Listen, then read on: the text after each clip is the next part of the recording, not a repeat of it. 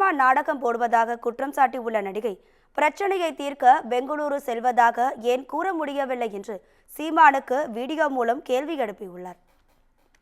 மீண்டும் 2 நாளா உட்காந்துங்கன்னு ப்ரெஸ் மீட்டில் உட்காந்து கேன்னுக்கிட்டு திமுக இப்படி நாடகம் போடுறாங்க அப்படி நாடகம் போடுறாங்க அப்படின்னுட்டு எதுக்கு சீமான் அவர்களே? உங்களுக்கு கொஞ்சம் கூட மானம் மரியாதை சூடு சொன்ன வெக்கம் எதுவுமே கிடையாதா? இல்லை திமுக நாடகம் போடுறாங்களா, இல்லை நீங்கள் நாடகம் போட்டுட்ருக்கீங்களா? இல்லை தெரியாமல் கேட்குறேன். எங்கள் அக்கா பிரச்சனைக்கு தானே உங்ககிட்ட நாங்கள் வந்தோம். எங்கள் அக்கா நடக்க முடியாமல் பேரலிசிஸ் ஆகி 5 வருஷமாக கஷ்டப்பட்டுட்ருக்காங்க இல்லையா? அவங்கள தாய் போல் பார்த்துட்ருக்குறது நான் தானே. என் மேலே பாலியல் தொழிலாளி அப்படின்ற பட்டத்தை கட்டிட்டு நீங்கள் அப்படியே எஸ்கேப் ஆகி போக பார்த்தீங்களே.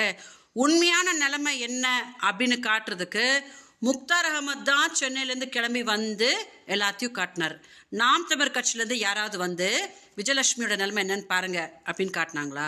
இல்லை நீங்கள் தான் என்னமோ பீத்துறீங்க இல்லையா, நான் தான் தமிழ்நாடு மக்களை காப்பாற்ற போகிறேன், நான் தான் முதலமைச்சராகி கிழிக்க போகிறேன் அப்படின்னு சொல்லிட்டு நீங்கள் இந்த பிரச்சனையை என்னன்னு தான் நான் பெங்களூர் போய் பார்த்து இதை சால்வ் பண்ண தான் போகிறேன்டா அப்படின்னு பெங்களூர் கிளம்பி வந்தீங்களா?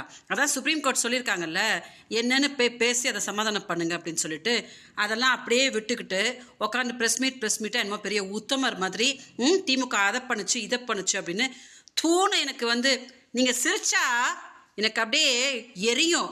ஏன்னா மக்கள் கூட அதான் சொல்லுவாங்க, 14 வருஷமாக அந்த பொம்பளை பிள்ளையோட சாபத்தை கட்டிக்கிட்டு அந்த பொம்பளை பிள்ளை வாழ்க்கையை சீரழிச்சுக்கிட்டு இவன் எப்படி ட்ராமா போட்டுட்ருக்கான் பாரு அப்படின்னு தான் சொல்லுவாங்க. எனக்கு என்னமோ நீங்கள் சிரிக்கும் போது மான மரியாதையே இல்லை அப்படின்னு தான் தோணும்.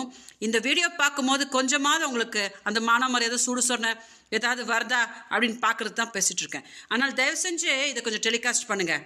சீமான் கொஞ்சம் பார்க்கட்டும்.